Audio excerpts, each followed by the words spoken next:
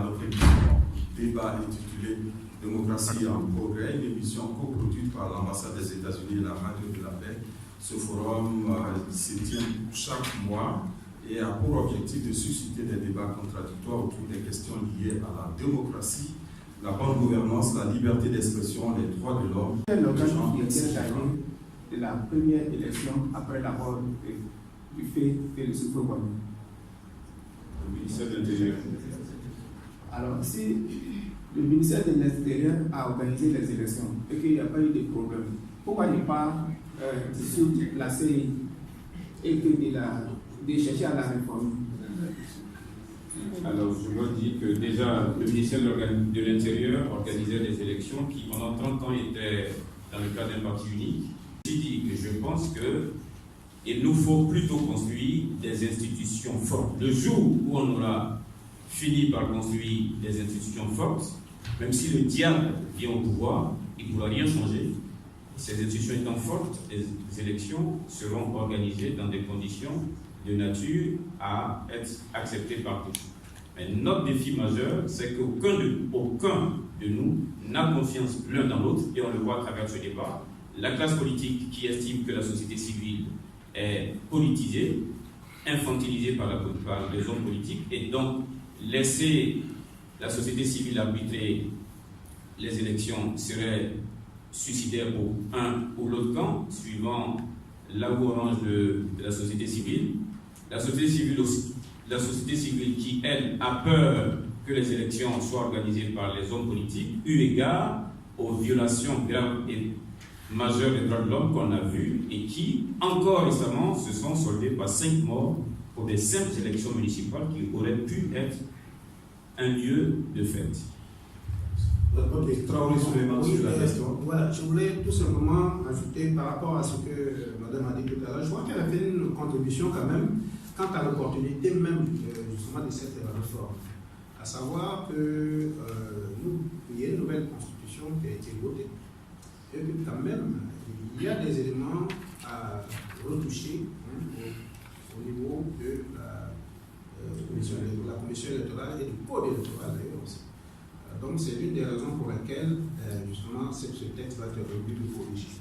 Alors qu'est-ce qu'on doit juger par exemple dans le code électoral? Est-ce que vous avez le micro? Je vous donne un simple exemple. Dans le code électoral, on ne fait même pas allusion à un vice-président de la République. Ok?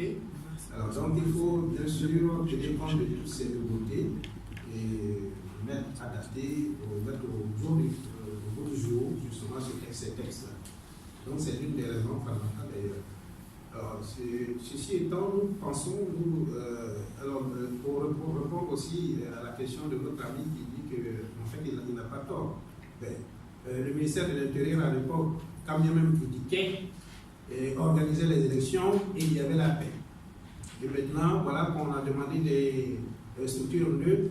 À chaque fois que ces institutions, soi-disant indépendantes, organisent des élections, il y a des troubles.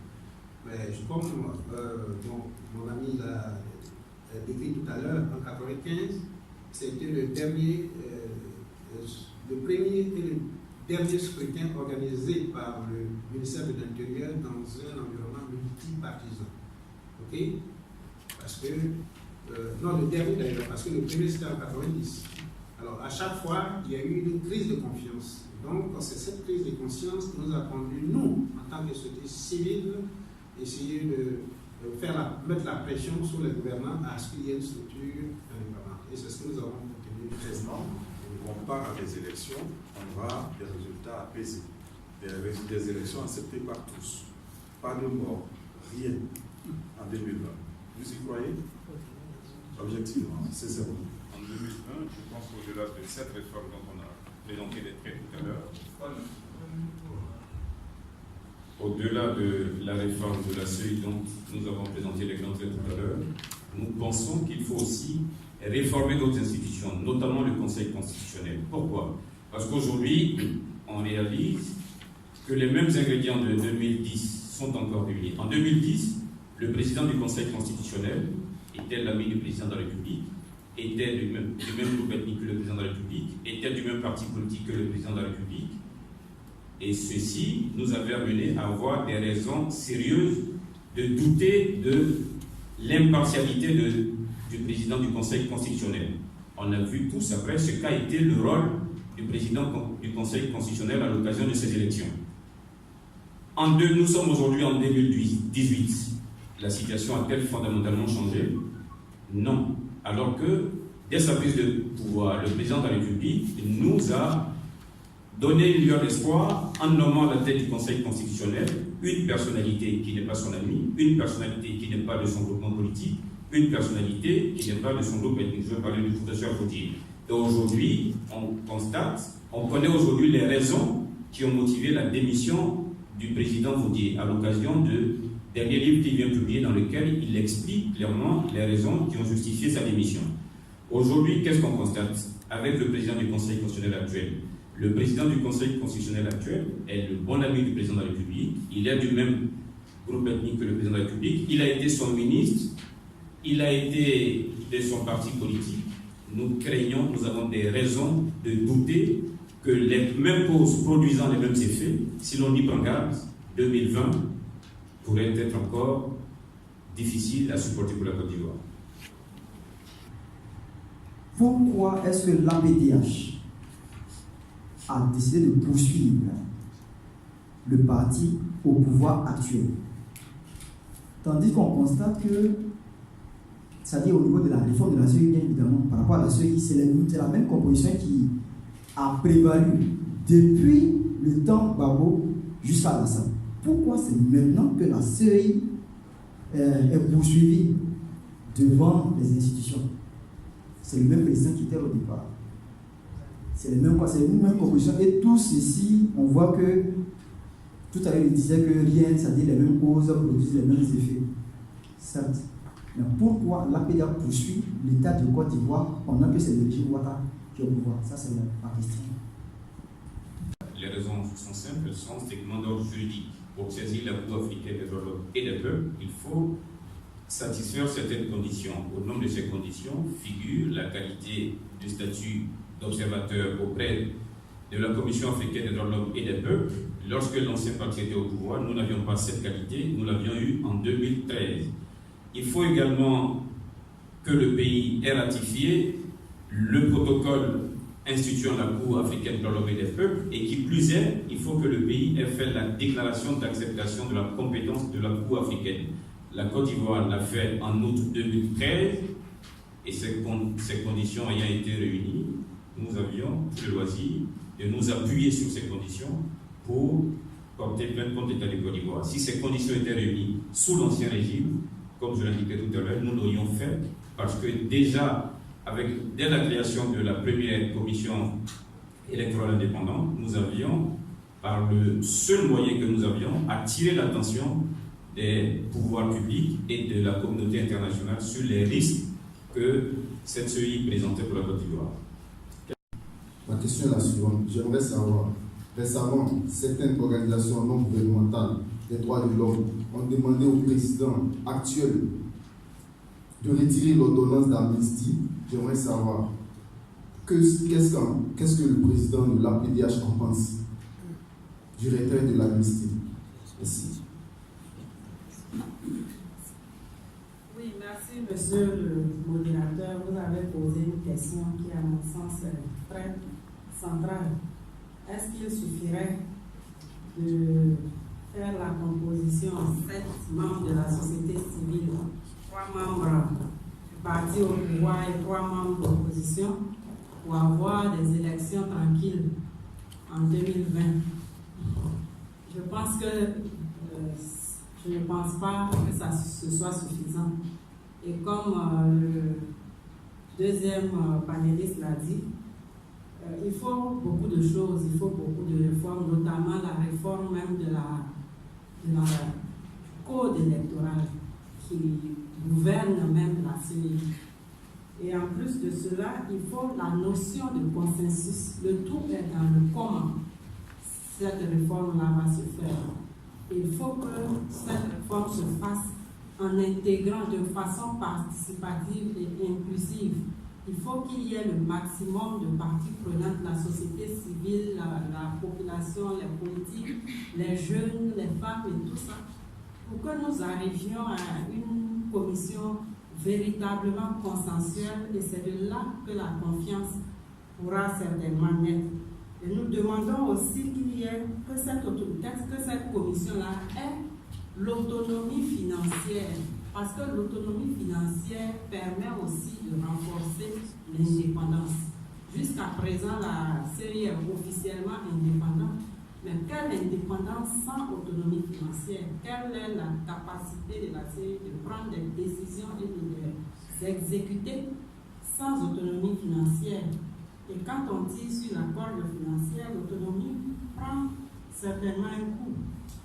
Et parmi justement les révisions qu'on pourrait faire au code et qui va renforcer la sérénité des populations, nous avons proposé, après avoir observé les élections locales, qu'il soit intégré dans le nouveau code électoral consensuel. J'espère que dans la réforme proposée par le président de la République, le code aussi est concerné, que les résultats puissent être publiés bureau de vote par bureau de vote. Comme ça, les bureaux de vote où la société civile a pu faire l'observation, la société civile pourra au moins être garante de ces résultats, et avec un déploiement correct, la population pourra être calmée parce que chacun pourra vérifier si ce qu'elle a observé dans un bureau de vote est effectivement ce qui est publié. Donc tout est une question de texte, tout est une question de consensus, tout est une question d'implication. Si tous ces éléments-là sont mis dans la réforme, nous avons une chance d'arriver à une CEI qui produit des élections africaines. En fait, j'ai l'impression que la population et même les politiques souvent y mettent trop d'importance justement à la commission, à l'action, à la marge de manœuvre de la commission électorale. Pourquoi? Nous avons été membres de cette commission, comme on l'a déjà dit. Et lorsque les lois qui régissent le fonctionnement de cette institution sont respectées, je ne pense pas qu'il y ait autant de marge de manœuvre aux acteurs comme nous en pensons. Malheureusement, étant donné que nous sommes dans des pays où la cupidité est la chose la mieux partagée, alors on a l'impression que le président d'une institution peut influer de par sa personne sur les résultats d'un scrutin. Alors, je ne crois pas trop. En fait, il a effectivement, étant donné que c'est une fonction quand même où il y a une certaine marge de manœuvre en tant que premier responsable, mais il ne peut pas inverser un résultat. Ce qui pose problème en fait au niveau des agences. Nous avons souvent entendu parler du fait qu'il faut des institutions fortes en Afrique. Mais il ne faut pas seulement des institutions fortes. Il faut aussi des animateurs forts. C'est ça. Il faut des animateurs forts. Parce que ce qu'on appelle, quand on a ces hautes responsabilités, le droit à l'ingratitude, on ne le connaît pas ici. Ça veut dire quoi tout simplement? Vous m'avez nommé, je ne suis pas obligé de faire ce que vous me demandez de faire. Je fais ce que les textes me recommandent de faire. C'est ça, le droit à l'ingratitude. Mais malheureusement, ce droit n'est pas connu par nos animateurs. Et tant que cela ne sera pas reconnu, vous aurez réformé ces institutions. Ces institutions seront toujours cupides. Nous constatons qu'en Côte d'Ivoire, quelque chose qui est très intéressant. Le changement, on le veut pour les autres. On souhaite que ce soit les autres qui changent. Mais nous-mêmes, on veut la changer. Alors moi, je voulais demander aux panélistes, à nous deux panélistes, pour qu'il y ait des élections publiques en 2020, quel doit être l'engagement et de la société civile, et des partis politiques, et de l'exécutif. Pour que les élections de 2020 soient bien organisées et qu'il n'y ait pas les conséquences que nous craignons tous, comme l'ont dit tous les intervenants, et nous recoupons ça en une seule chose, il faut une bonne réforme de la CEI. Et la bonne réforme de la CEI prend en compte toutes ces questions liées au recensement électoral, au financement des partis politiques, et il y a toutes ces questions liées au processus électoral. Le disant, je me fonde sur les rôles qui sont dévolus à la Commission électorale ghanéenne, qui a d'abord en charge le financement, qui règle la question du financement des partis politiques. C'est elle qui détient le budget de l'État ghanéen participant du financement des partis politiques. C'est elle qui détient le budget de tous les éléments entrant dans le processus électoral. Et je pense que si on s'en inspire, ça peut être une bonne chose. Ensuite, il faut une bonne réforme du Conseil constitutionnel. Tout à l'heure, je l'ai indiqué. Et il y a un pays qui est aussi un exemple, le Niger. Au Niger, l'article 121 de la Constitution nigérienne prévoit la composition des membres du Conseil constitutionnel. Vous me permettez de vous en donner quelques éléments. Deux personnalités ayant une grande expérience en matière juridique, administrative, et proposée par le président de la République, et une autre proposée par le bureau de l'Assemblée nationale. Donc, le président de la République propose une personnalité qui a de grandes connaissances en droit ou dans l'administration, et le bureau de l'Assemblée nationale, pas le président de l'Assemblée nationale, mais le bureau de l'Assemblée nationale en propose une autre. Deux magistrats qui sont élus par leur pairs, et non deux magistrats qui sont désignés par le président de la République. Un avocat élu par ses pairs, un enseignant-chercheur titulaire d'un doctorat en droit public, élu par ses pairs, un représentant des associations de défense des droits de l'homme, élu par ses pairs. Et quand vous voyez ce qui s'est passé au Niger, lorsque le président Tangia a voulu détourner, a voulu outrepasser la Constitution pour se maintenir au pouvoir, c'est la résistance et la fermeté de ce Conseil constitutionnel qui, se fondant sur le mode par lequel ils ont été choisis, qui ont permis au peuple nigérien de ne pas laisser l'imposture qui était en train de se mettre en place. Il faut aussi, de notre part, une réforme de la Constitution. Pourquoi? Parce que nous sommes dans un pays où aujourd'hui, plus de 70% de la jeunesse, de la population est jeune, et dans la Constitution, on prévoit qu'il y ait une limitation quant au minimum fixé, mais pas de maximum concernant l'âge de candidat à l'élection présidentielle. Dans tous les corps de métier, il y a une retraite. Pourquoi le président de la République en Côte d'Ivoire ne pourrait pas avoir une retraite? Nous disons que cela permettrait aussi de passer le relais à une nouvelle génération. Voici ce que je peux brièvement indiquer. Les réformes, moi je pense que ce n'est pas du tout compliqué. Comme nous l'avons dit et mon collègue l'a dit, il faut... Quel est le greffe qui a été fait au texte? Il y a un problème d'équilibre. Et nous venons de démontrer qu'il y a un équilibre aussi bien au niveau qualitatif que quantitatif.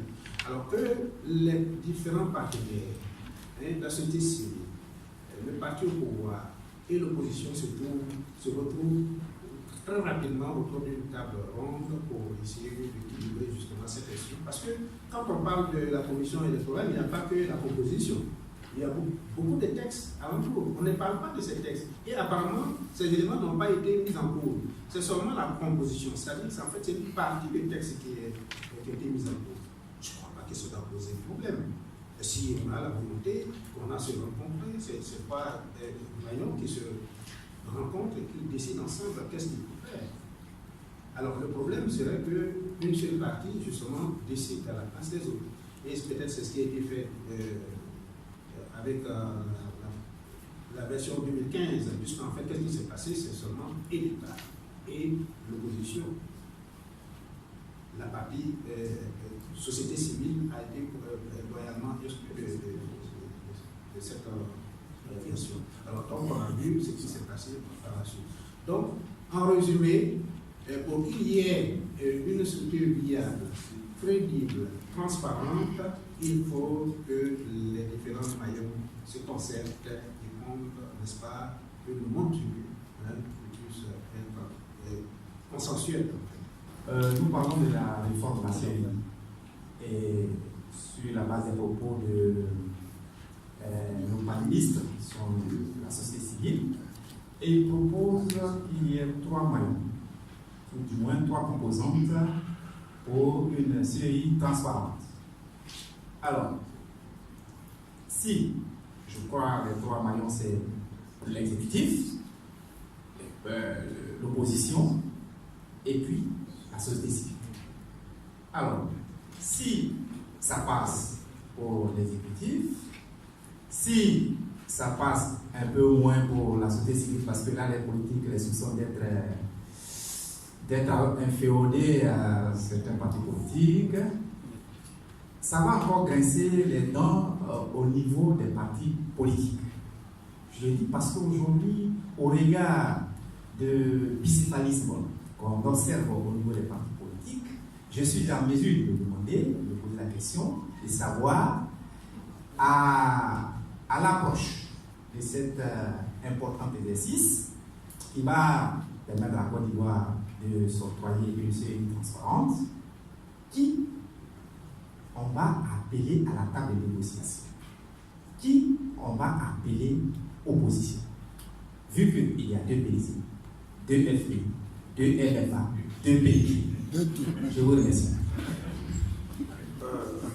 Monsieur Souleymane, sur cette question. Sur cette question, en fait, vous avez raison de poser le problème parce qu'on est en train d'assister à une reconfiguration du paysage politique en Côte d'Ivoire. Alors, quand vous parlez de deux FPI, on n'est pas encore en 2020. Peut-être qu'il n'y aura pas que deux FPI. Alors, donc, c'est pour cette raison, moi je pense que pour l'instant, je crois qu'il faut qu'on se focalise sur la forme de l'instance qui sera censée organiser justement les élections à l'horizon 2020. Mais quant aux différentes, quant à la morphologie finale du paysage politique, je crois que même un débat ne pourra pas présager justement à ce instant. J'avais indiqué sur la question du consensus. J'ai l'impression qu'on oublie souvent que ces seuils qui ont existé ont été pris sur la base de consensus.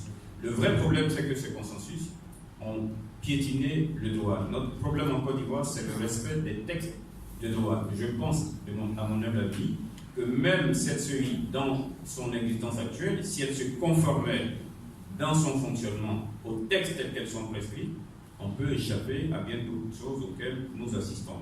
Malheureusement, les textes, les actions de la CEI conjuguées aux actions du Conseil constitutionnel n'étant pas toujours en conformité avec les textes, peut-être qu'il y a un problème de relecture des textes qui impose qu'il faut les réviser complètement. Merci. Souleymane, sur votre mot de fin. Bon, en fait, je crois qu'on a fait le tour du problème par rapport à la réforme, l'opportunité de la réforme de la commission électorale. Et je voudrais tout simplement dire de façon solennelle aux uns aux autres qu'en fait, de la même façon que l'Irlande ne fait pas le printemps, en fait, ce n'est pas la commission électorale non plus qui va régir, qui va être à la base de la réussite de notre démocratie, de notre jeune démocratie. Pour qu'il y ait une vraie démocratie dans notre État, il faut que chacun joue sa partition, à savoir le gouvernement, les politiques, mais aussi la population. Mais quand vous voyez à chaque scrutin, alors on dit que, on nous interpelle, on dit que tel homme politique est allé acheter la conscience des électeurs ici et là, eh bien, qui est en faux? Il y a bien sûr l'acheteur, il y a aussi à l'acheter. Alors donc, il faut que les gens sachent que, en fait, un scrutin, c'est pour justement répondre aux inspirations du peuple dans le temps. Et ces prébendes qu'on vient leur distribuer au moment des scrutins, c'est éphémère. Donc, il faut qu'ils y réfléchissent.